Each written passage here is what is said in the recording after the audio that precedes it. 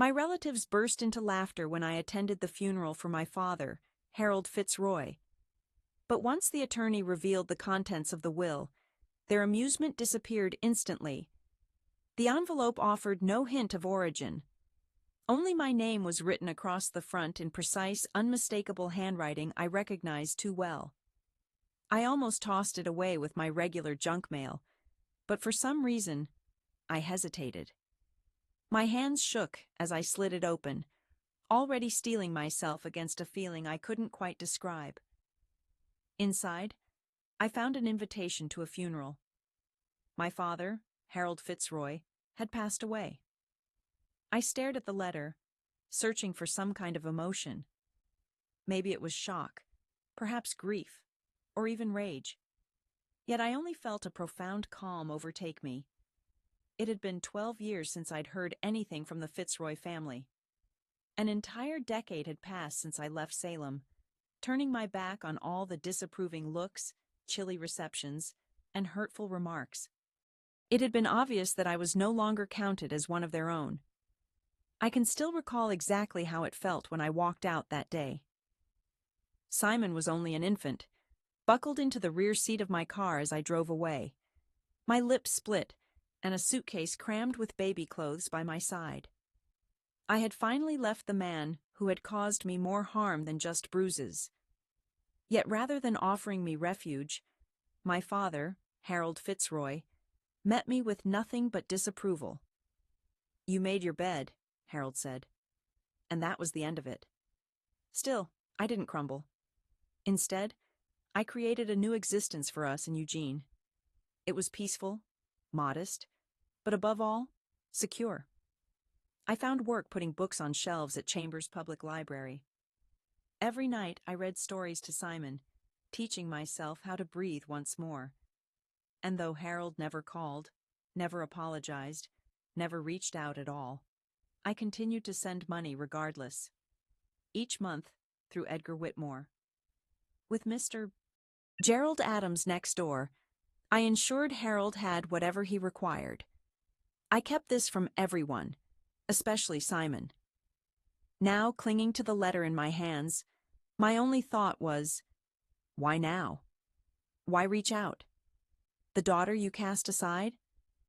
Simon must have noticed my expression because he quietly walked over to me and asked, "Are you going to go?"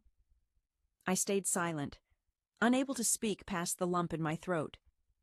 All I could do was fix my eyes on the black ink against that pristine sheet. Then Simon said, "Maybe he didn't only leave a will, Mom. Maybe there's something else there for you." I turned to my son, my source of stability, and the one who saw everything, and something deep inside me shifted. I wasn't sure what I was about to face, but one thing was clear. If anything was left unspoken, I had to hear it. So I gently closed the letter, packed a suitcase, and prepared myself for a journey back to the town I had promised I'd never return to. The chapel felt even more cramped than it used to. Exposed wood arched overhead, and the stained glass windows were dulled by the overcast Salem sky. It was meant to feel holy, but the atmosphere inside was heavy, thick with the lingering scent of stale fragrance and memories of old grudges. I entered through the wide doors with Simon at my side, his small fingers pressing firmly into my palm. People turned to look at us long before we reached the middle of the aisle. Soft murmurs sparked and spread through the room. Some made no attempt to conceal their shock. A few simply gaped, as if witnessing an apparition. Then I spotted them, Vera and Bennett, stationed up front. Their black attire fitted flawlessly, mourning worn as if it were an accessory. It was sufficiently obvious, but never at risk of being undone. Vera's eyes found mine immediately. There was a slight flash of shock, then a sly, deliberate smile tugged at her mouth. "Well, look who decided to show," she muttered, her voice pitched, so those nearby couldn't miss it. "Apparently the runaway daughter believes there's still money to claim." Bennett gave a low laugh, though it held no amusement at all. All I could see in his gaze was disapproval, the familiar kind I'd known all my life. I didn't say anything, and just kept moving forward. I stared ahead, keeping my posture rigid and upright. Even though every instinct screamed at me to flee, I found a seat at the very end of the last row, choosing the spot farthest from everyone else.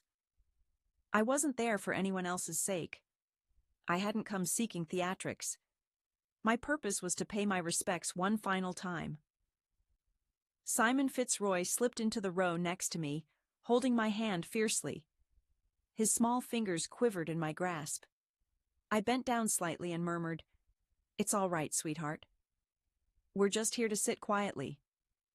Yet deep inside, I knew things weren't truly fine. Not really. The minister standing at the front cleared his throat, and the ceremony started soon after. There were prayers, a handful of nervous tributes, and the sort of stiff, formal atmosphere that seemed staged. It all felt empty. Throughout, no one mentioned my name. Nobody even recognized me as Harold Fitzroy's child. They moved directly from remembrances of his youth to highlighting Vera Fitzroy's diligent support and Bennett Fitzroy's frequent trips back for family matters. The story, polished and orderly, felt deliberately constructed. Harold Fitzroy had passed away in the same manner he had lived, crafting a narrative that made me invisible. Simon Fitzroy rested his head against my shoulder, unmoving and silent. My eyes were fixed ahead, but every covert look and every giggle muffled behind a handkerchief made my ears burn. Tears didn't come, not for lack of trying, but because I had already wept years before. When the ceremony concluded, people slowly began to leave. Several individuals passed by without so much as a glance. An elderly cousin gave me a terse nod before quickly looking away. Vera Fitzroy swept past me as if I were invisible. Bennett Fitzroy came next, pausing just long enough to lock eyes with me. "Didn't think you had the nerve to show up, did you?" he whispered. Unwavering, I looked right back at him. "Neither did I replied with a sly grin. "Don't get used to this. The story doesn't belong to you anymore." Then he turned, exited, and left me sitting there, unable to move. Sitting in that pew, Simon Fitzroy still leaned against me, my fingers gripping his, as if that were the only tangible thing anchoring me to the moment. They were unaware that I hadn't come to be included in the story, but to bring it to a conclusion. The Fitzroy family home had remained unchanged. The white columns stood intact, the red brick was unaltered, and the ivy still climbed along the porch as though it was strangling something hidden below. Yet when I crossed the threshold after 12 years, it felt like stepping straight into a refrigerator. The air was frigid, clinical, and uncomfortably quiet. People had already begun to arrive: extended family, past neighbors, and several colleagues. I was familiar with most of those present, though not one of them met my gaze. When I entered, conversations fell to murmurs, but the weight of every averted glance pressed sharply against me. Vera Fitzroy hovered by the mantel, idly rotating a glass of white wine in her hand. I raised my crystal glass in the air, as though we were marking a festive occasion, not grieving a death. Bennett Fitzroy leaned against the furniture near me, his stance relaxed with one hand in his blazer pocket and the other gripping a glass of red wine like mine. Their demeanor reminded me more of gracious party hosts than of siblings mourning the loss of our father, Harold Fitzroy. As soon as they noticed me entering with Simon, an amused smirk tugged at Bennett's lips. "Well, this'll be over quick," he announced, his voice pitched so nearly everyone nearby could catch it. I was left out ages back. Some people emitted uneasy chuckles. Several others averted their attention, as if suddenly preoccupied with something urgent on the opposite wall. I held my silence. There was nothing worth replying to. I kept my coat on, despite the warm flames from the fire. Simon remained glued to my side, his little hand gripping mine for support. He kept silent as well, but I was acutely aware of his watchful gaze as he tracked the room, taking in every gesture and sensing the thick atmosphere. In a way that only a child seasoned by both quiet and chaos could, I settled into a seat at the back of the parlor, keeping my distance from the wine and from the hearth. My eyes traveled around the room, taking in each framed photograph still hung on the walls. Vera from her college days, Bennett sailing, those family trips to Cannon Beach. There wasn't a single photo featuring me, not even from my early childhood. That didn't catch me off guard. My presence had been methodically erased. Vera met my gaze and offered a smile. It wasn't warm, more of a possessive look, as if I had wandered into territory that belonged to her. "You may sit down if you like, Eleanor," she said with sugary politeness. "Just don't count on being part of the story." I didn't dignify her with a response. Simon glanced up at me right then, and I could read it in his expression. It wasn't terror or uncertainty I saw there, but concentration. It seemed as if I was waiting for something, as though some crucial event had not yet passed. And strangely, I understood that feeling. The atmosphere stiffened with discomfort as the front entrance let out another creak and opened. Edgar Whitmore entered, his demeanor that of someone prepared for whatever trouble awaited. He wore his familiar tailored gray suit and carried the same leather briefcase, though now he also held something unfamiliar, a neatly polished cedar box, clasped closely beneath his arm. Vera Fitzroy hardly glanced up from her wineglass. Bennett Fitzroy flicked his gaze to his wristwatch, as if he had somewhere else to be. "Thank you all for coming," Edgar Whitmore announced in a firm, subdued tone. "As per the directions left by Harold Fitzroy, we'll start with a video message before proceeding to the official reading." A subtle tension settled over the room. "A video?" Vera interrupted with a note of annoyance. "Why not get straight to the will?" "We already knew what was in it." Bennett agreed. "Yeah, there's no need to stretch this out. Some of us have flights to catch." But Edgar Whitmore remained perfectly composed and unaffected. He moved past everyone without hesitation, gently placing the cedar box on the coffee table in front of the fireplace. Then he set his briefcase down beside it and began to unlock its fastenings. "This was Harold Fitzroy's clear instruction," he explained, "that this be seen before any estate business is discussed." Vera rolled her eyes. Bennett muttered softly, nearly inaudible. A handful of cousins leaned in closer. Despite themselves, curiosity got the better of them. I kept to myself without saying anything, but Simon Fitzroy straightened next to me. The pressure of his hand on mine eased just a little. When I glanced at him, his gentle, open features seemed to glow with a subtle but certain expression. It was hope. Simon said nothing aloud, yet the feeling seemed to emanate from him, as if he sensed everything, as though he had been anticipating this moment even longer than I had. In that instant, since I first came inside, I realized I had never truly been alone within that house. A faint hum filled the air. Then suddenly, he appeared. Harold Fitzroy, my father, seemed older than I remembered, and noticeably more frail.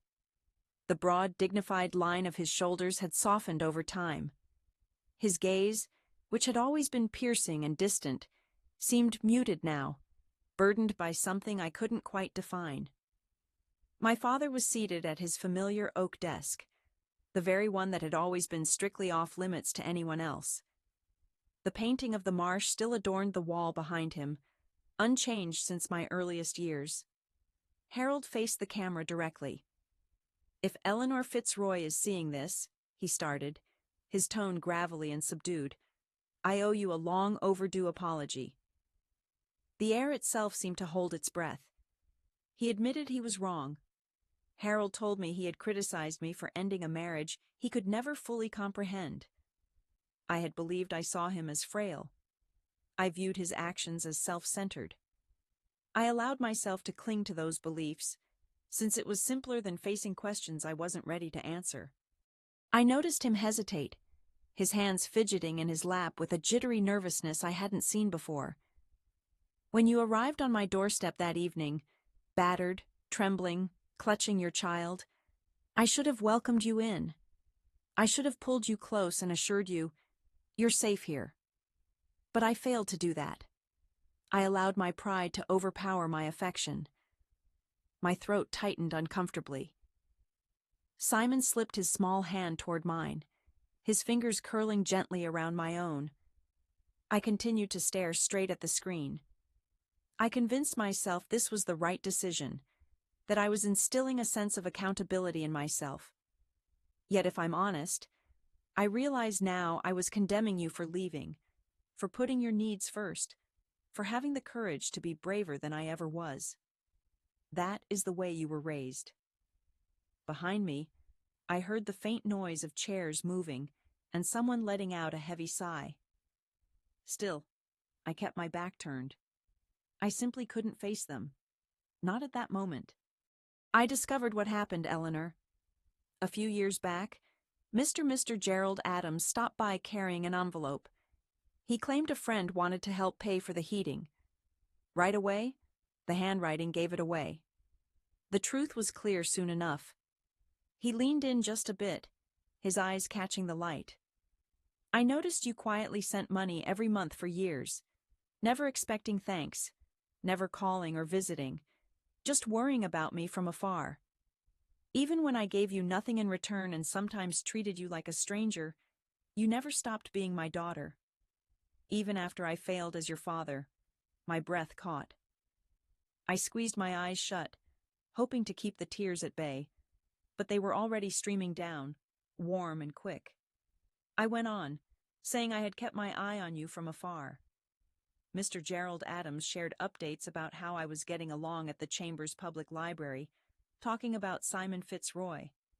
He mentioned that Simon is exceptionally intelligent and observes everything with the same patience that I do. A slight weary smile appeared on his face at that moment.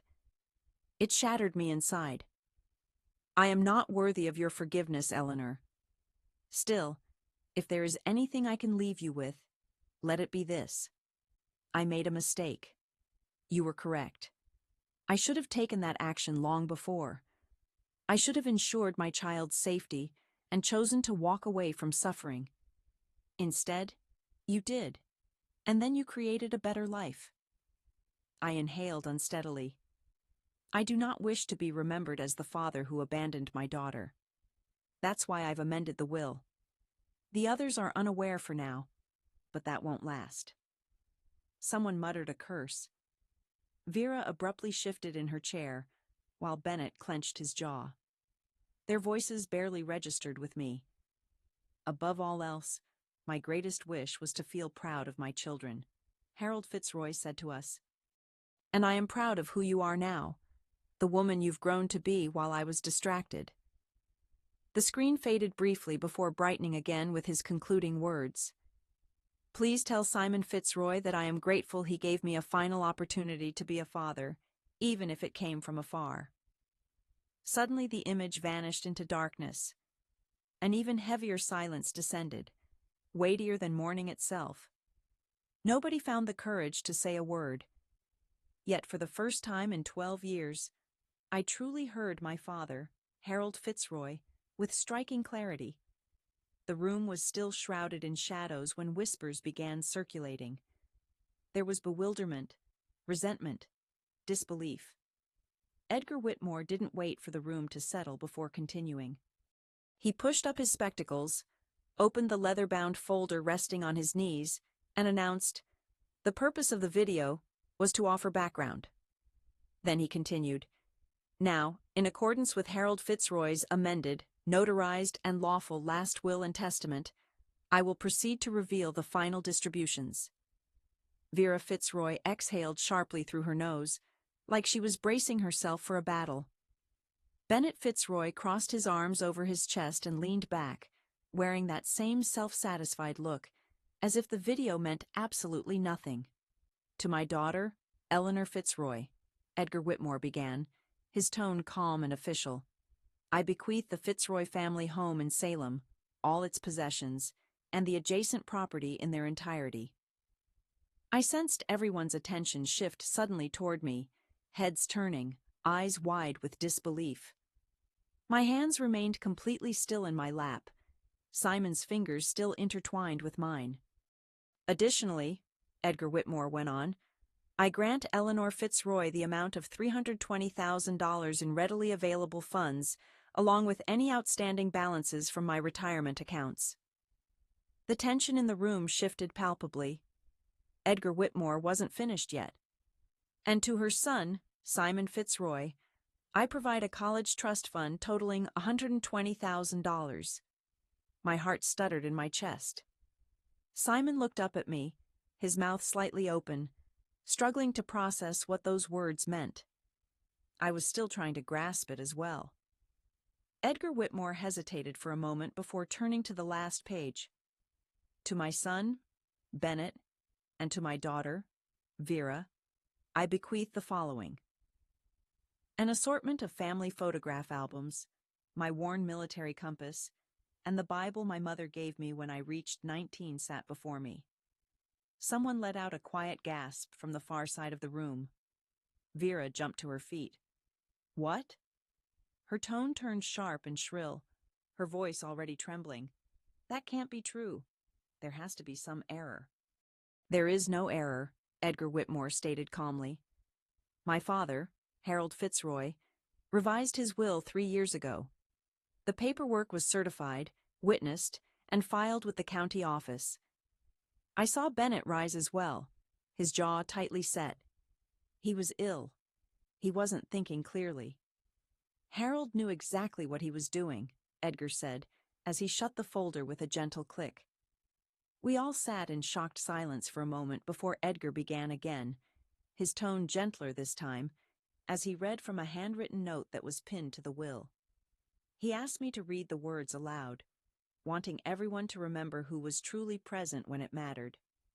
Let them remember the one who kept silent, but always cared.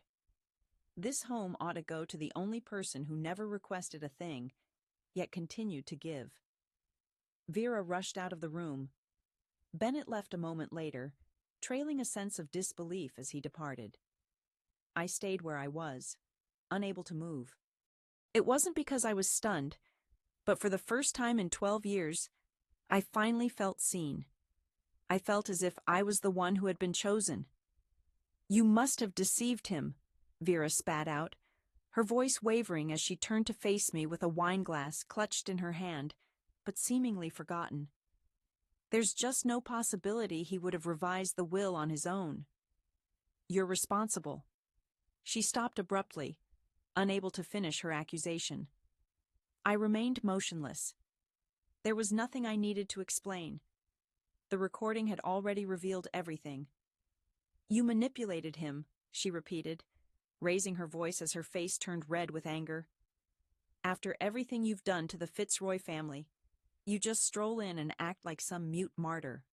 This is just pitiful. Simon winced next to me, and I placed my hand gently on his shoulder. He didn't actually require my protection, but it helped me remember that I was still anchored, still present. I watched as Bennett stepped forward, his voice low but edged with anger. We'll contest it. There's absolutely no way this stands up. He wasn't well. He was disoriented. Edgar Whitmore, however, remained impassive. My father's will was changed 3 years before his health started to decline. He was of sound mind at the time. It's witnessed, notarized, and officially filed with the court. There wasn't any legal basis for a challenge. Bennett started to protest again, but stopped when Edgar's composed gaze met his, a look shaped by years before judges and with no tolerance for nonsense. Their dramatic display felt more self-important than sincere. All around me, the rest of the gathering fell silent. A handful of my cousins spoke in hushed tones, while others slipped away through the side exit, clutching their coats and avoiding my eyes. No one would meet my gaze. This time, it wasn't hostility I sensed, but something much more like remorse, maybe even embarrassment. Vera Fitzroy's breaths had grown ragged. She seemed torn between breaking down in tears or letting out a scream. As I sat there, my hands trembled. I set my wine glass onto the sideboard with too much force. "This is ridiculous," I muttered beneath my breath. "A complete farce." Without saying anything else, I spun around and strode out of the room. Bennett Fitzroy came after her a moment later, clenching his jaw so hard I feared it might shatter. In an instant, the space was deserted. The Fitzroy family thought they had erased me from their lives 12 years ago. But I remained, and now it was they who were fleeing. The room had grown quiet. It wasn't an uncomfortable stillness, nor was it tinged with tension. Instead, it was a calm that felt settled. I stayed where I was, unmoving, for a moment that seemed to stretch on. Simon stood by my side, his small palm still pressed into mine. His hold had slackened somewhat, though he continued to grasp my hand. I kept my fingers wrapped around his as well. The room had emptied of everyone else. The last sounds of departing voices vanished down the hallway. I listened as doors closed softly, and footsteps gradually faded into silence. Taking my time, I pushed myself up and made my way over to the corner, where the old leather reading chair sat beneath the bay window. It remained as it always was, untouched, its arms faded and joints groaning, molded by years of someone treating it as a throne. For a few moments, I simply looked at the chair, then slowly ran my fingers over its upper edge. "Farewell, Harold." My voice dropped to a whisper. "I release you from blame." The words slid out smoothly, unobstructed. They did not drift or settle. They simply came to rest, as if this moment had been destined. Behind me, Simon Fitzroy remained silent. He didn't have to say anything at all. The hearth popped gently, filling the space with a soft amber light. The family portraits atop the mantel, the aged wooden boards beneath my feet, even the very air itself, everything seemed unfamiliar now. It didn't feel unfriendly or weighed down, just serene. I glanced back to take in the house once again. For the first time in so long, it no longer felt like a place from which I had been exiled. Instead, it felt as if the house had finally exhaled. Perhaps some spirits choose to linger. Perhaps they wait for particular words, and I had finally spoken mine. A few weeks later, the house settled into a new, unfamiliar silence. It was the kind of quiet that follows a tempest. Not ruin, but a gentle calm. Simon had made the sunroom his studio for painting and drawing. Each morning I would spot him in that sunlit space, drawing cardinals, blue jays, wrens, and any bird that appeared in the trees behind our house. I felt as if he was determined to sketch them all. Sometimes his laughter would ring out down the hallway, light and gentle, filling the house where emptiness used to linger. One day, I received a letter in a simple white envelope. There was no sender listed, but I recognized the handwriting immediately. It was from Mr. Gerald Adams. I opened the envelope with great care. My hands didn't shake, but he wept. "Eleanor," the message began. The moment he understood it was me. Never before had I witnessed my father, Harold Fitzroy, appear so diminished. He carried that reality with him until the end. I folded the letter and stepped out onto the porch. Simon Fitzroy sat perched on the highest step, his sketchbook in his lap, concentrating hard with his tongue caught between his lips as he shaded the feathers atop a hawk. Gazing across the yard, I watched the oaks shift softly in the wind. "He saw me at the end," I said quietly, not directing my words to anyone nearby. The girl who was erased. She hadn't vanished. She had only been waiting for honesty to return at last.